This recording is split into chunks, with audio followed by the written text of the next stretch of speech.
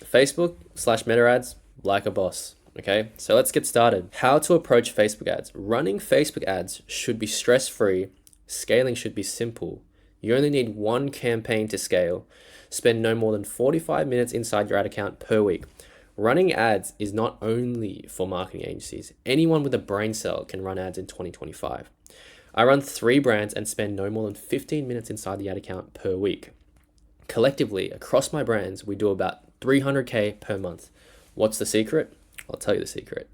This is what my ad account looked like before I started seeing the results I see now. So pretty much I was spending across multiple different campaigns. You can see I have multiple different campaigns at multiple different daily spends. And one day this one would do well, so I would scale it by 20%. And then this one would do bad. I would downscale it for 20%. This one here, 20%. You can see, by the way, the average order value for this product here was about $120. So you guys can see we're pretty much breaking even slash making like maybe 1 to 2% profit, which is terrible. And this is how I ran ads for the most part of my life. That's all I've been taught, is running multiple retargeting, broad targeting, interests. Everything I have, every strategy under the sun, I have it in my ad account. So what does it look like now? What's the secret? So all you need is one CBO. It stands for campaign budget optimization. It's what it's used to be called, but now it's called, in 2025, it's called Advantage Campaign Budget, I think. So it's called ACB, but everyone refers to it as CBO. And what a CBO is pretty much allowing Facebook to distribute where to spend the money. So Facebook will choose where to spend, which ad creative to spend your money on instead of you. Okay, so you guys can see here, this is one of my supplement brands, and you can see here, like before we were running multiple different campaigns at multiple different budgets, like collectively probably 250, it's 500, 600, 700, about $1,000 a day on multiple different campaigns. And you can see the results. It's pretty subpar. This is a supplement product, by the way, so my average order value is around $50. Okay, $50 on a good day, right?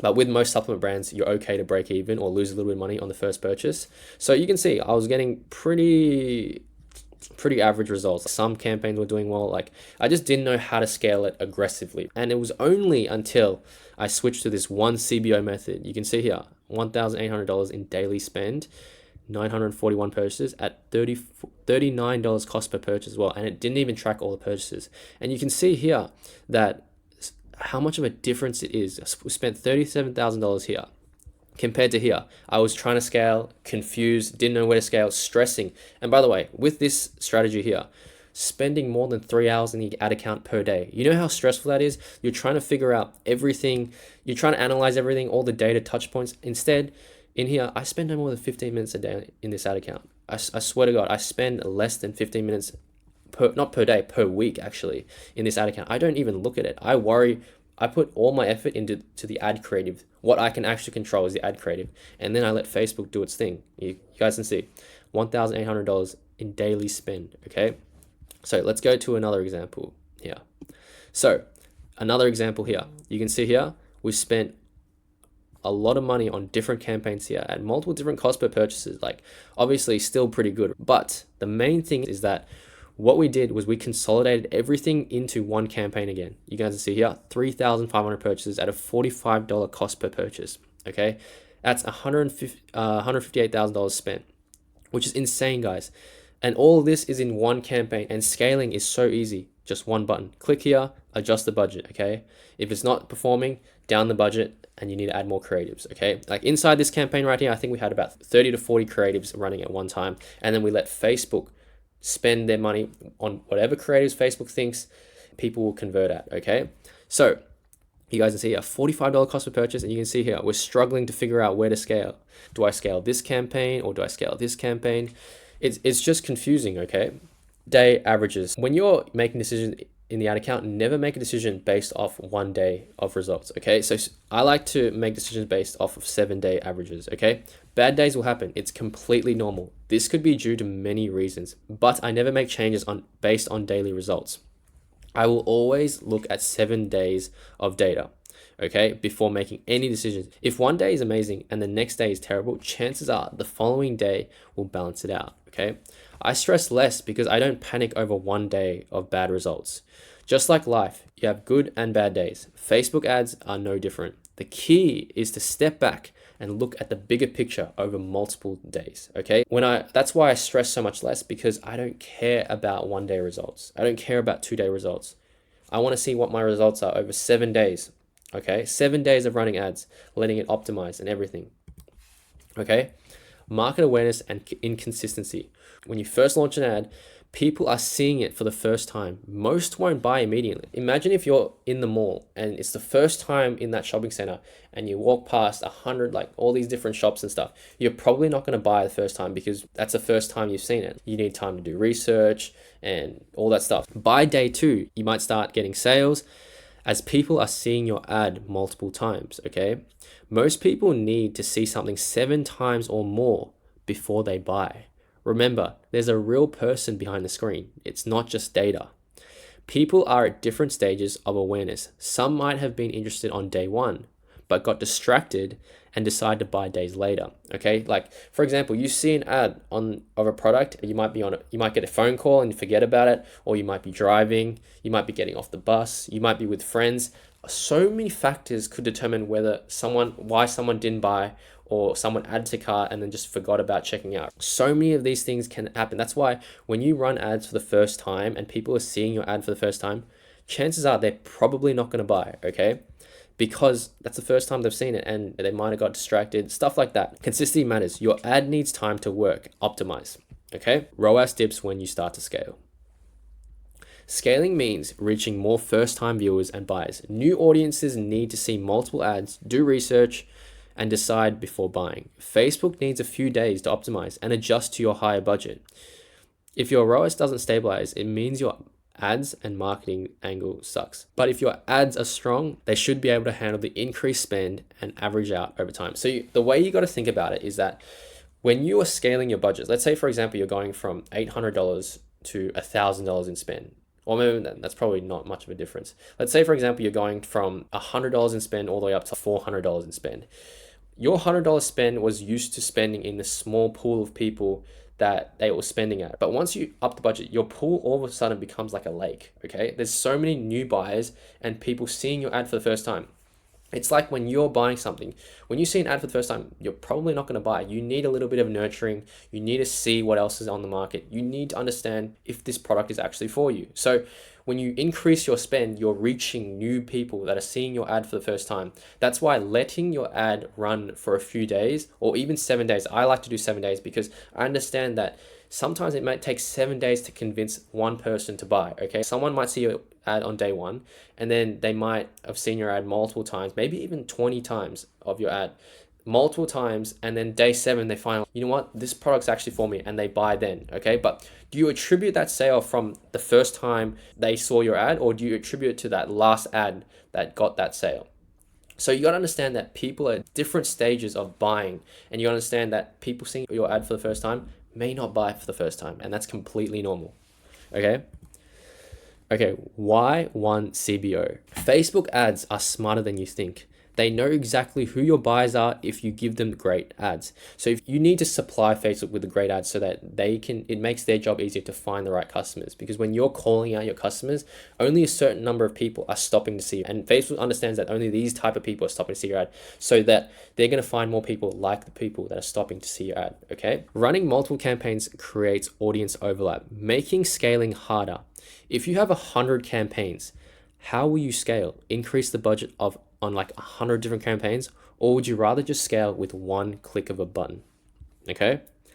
Stop making your job harder by testing different interests, different audiences. Facebook already has all the data in the world. Your job isn't to outsmart Facebook, it's simply to supply it with amazing ads. No campaign can save a bad creative. One CBO allows you to focus on creative strategy and not Facebook strategies. When I started running ads, I would always focus on Facebook ad strategies, the structure of my account, the retargeting, interest and stuff like that. I was always into that stuff. But once I actually just stepped back, made one campaign and made the targeting all broad, everyone, and Facebook's AI and data can find the customers for you, I started focusing more on creating better ads to supply to Facebook, and that's when I started seeing results, because you can only control what you can control. You can't control Facebook's what customers they're choosing to show you. So that's why it's so important to actually simplify the account and let your creative team focus on creatives more than focusing on what strategies you use. What metrics in the ad account do I look for? Okay. I'm one of the laziest people when it comes to ads. I don't even set up my columns. I only focus on one metric: cost per purchase, CPA, whatever you call it. It's how much it costs you to get a customer. Okay. If CPA is healthy, I scale. If not, I create better ads. It's that simple, okay? If my CPA rises, it means my ads aren't good enough. So what I do, I lower the budget and I go and create better ads, okay? I also compare total ad spend to total revenue, a key indicator for scaling. So at the end of the day, I'll look at the total amount I spend on ads versus the total revenue. So for example, if I spent $2,000 today on ads and my revenue was $7,000, that's healthy. That's good. That means scaling. It's so crazy to me that people look at all these like little metrics. Why don't you simplify everything and look at, if you have one campaign, all the sales are coming from that one campaign. So all you got to do is scale that campaign. You don't have to figure out where the sales are coming from. They're all coming from that campaign. So instead of checking all the different ads, all you got to do is scale the budget, okay? Because all your sales are coming from that ad campaign. So it becomes a lot easier when you look at the big picture, like big metrics, like revenue to ad spend. Okay, it's simple as that. Okay. Most importantly, I look at the average order value versus the CPA. If average order value is higher than CPA, I know I'm profitable. For people that don't know what average order value is, it's the average amount people spending on your website, the average amount of every order on your website, like the average value of it. So let's say, for example, you're selling a product for $45, but you have upsells for $15. Your actual average order value might be like $59 instead of $45 because you have an upsell that you make extra money off. Okay, so that's average order value. So I compare my average order value, let's say it's $120 to my CPA, and if my CPA is, my cost to get a customer is $50, then I know I can scale because I have room to scale. I'm very profitable. Okay, so no need to overcomplicate things. Focus on what actually matters. How to test ads and launch your first campaign. Your ad is your biggest lever. Great creatives drive results. Simplify your ad account so you can focus on creative output. Start with one CBO, one ad set, and maybe 2 ads. Keep it lean and effective. Put maximum effort into these 2 creatives. Research deeply. Call out your buyer. Make your message crystal clear on your ad. Your ad should be so simple that a second grade student can understand what you're selling and exactly how it works. All right, next slide, UGC. This is very important. UGC, user generated content. It's not about making an amazing ad. It's about making an ad that speaks to the right person. Your ad should call out your buyer and clearly explain why they should buy. The best ads solve a pain point or fulfill a desire. My highest performing ads, 8 to 15 seconds long, straight to the point, okay? Your messaging should be so simple, a second grader can understand it. The first 3 seconds of your ad determine whether you're burning money or printing money. You gotta understand, if you can't even get someone to stop on your ad for 3 seconds, the rest of your ad has no chance. So if you don't master the first 3 seconds of hooking a customer, do not even bother spending money on ads because you're just burning money. Because if people aren't even watching the first 3 seconds, what makes you think they're going to watch the rest of your ad or even care what you're selling? Okay, so the first 3 seconds is the most. I would even say 2. Like the first second, if you don't get them, you guys got to understand. Look, your ad is like a fly on their screen. Get your message across before they flick you off. Okay. What does this mean? That means when you're scrolling on your phone and you see an ad.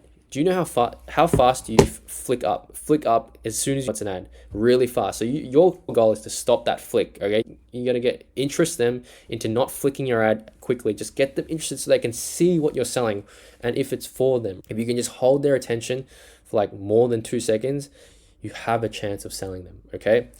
UGC is the only part you can really control in an ad account. You can't control what CPA Facebook gives you. You can only control what you can control, which is the ad creative.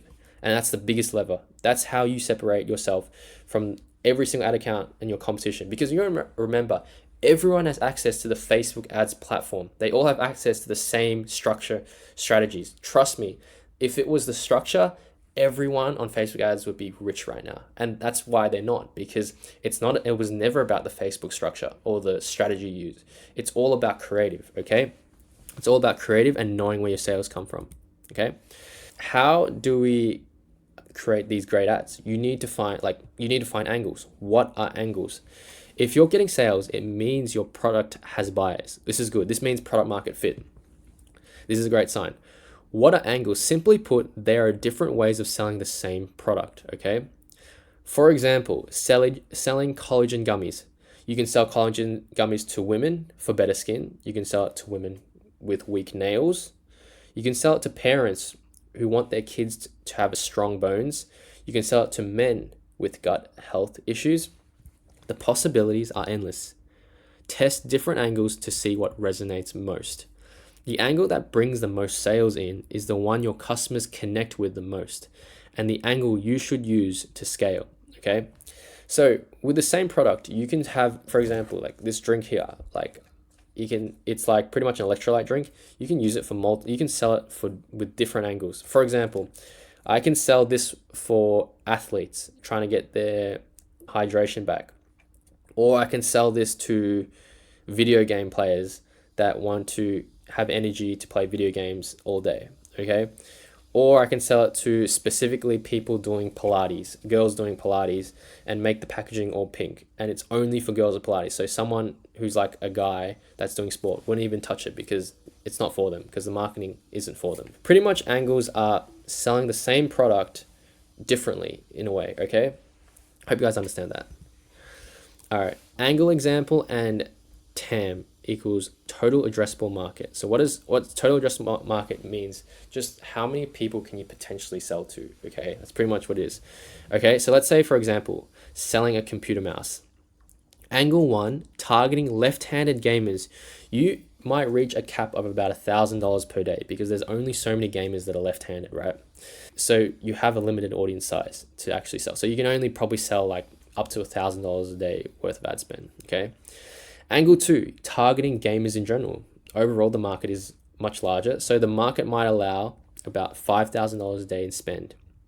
Okay, you could get capped because once you run out of gamers, who else can you sell to? So that's why the total addressable market for angle 1 is really small. It's like pretty much like a very small pool of people. Angle 2, it's still pretty niche, gamers only, because there's a lot of gamers out there, but it's still niche. Okay, it's not broad enough. But targeting angle 3 is targeting students and office workers. This market could allow up to $20,000 a day in spend just because of the larger audience size. You're addressing a market that is much bigger, okay? Does your angle have a big enough TAM to scale to $30,000 per day? Okay, you got to ask yourself, can you scale your product to the market you're selling to up to $30,000 a day? If it's not big enough, you won't be able to, right? That's, for example, I'm selling supplements and I sell to people that exercise a lot. So my total addressable market is quite big, I would say. It's very big, okay? Because how many people exercise? So many people. It's like one of the most important things to do, okay? Scaling depends on how many angles you can identify and how well they resonate with your market. The more angles you can test, the more you can scale your ads, the more you can scale your ads and grow your business, okay? So the more angles you have and have tested allows you to figure out who really resonates, who really wants to buy your product, and who is buying your product. So you can actually figure out more ads to create that resonate to that specific customer. Because you got to remember, when you're running an ad, you're spending real money, okay? And I don't want you guys to waste this money. That's why you have to prepare your ad in like very high detail, so that you're not just burning money. You know what I mean? Like, you have to, every test you do, treat it like your life kind of depends on it. Okay, so when it comes to creating UGC ads, I use ChatGPT for ideas. You can actually use anything for research. Research is like, it's something that you can only do the way you want to do it, okay? Like, for example, you can talk to customers. I email customers sometimes. I go on reviews for similar products on Amazon. I like to use ChatGPT a lot. ChatGPT is so good. Even if you search up, like, I'm going to show you like what I search up. Like, even searching up the biggest insecurities in women, okay? Because I sell supplements to women, all right? And I can actually create an ad tailored to any one of these insecurities, because the reason most people buy products is because they're insecure about something. Okay, they're worried about how people perceive them, and it's confidence. Like people buy, like girls buy makeup to look better, to feel better. It's all about feeling. Okay, it's what they desire. Okay, so you can use ChatGPT for so many different things. Let's say, for example, I'm selling a supplement for women to have better skin and hair. Okay, what some angles that I can use?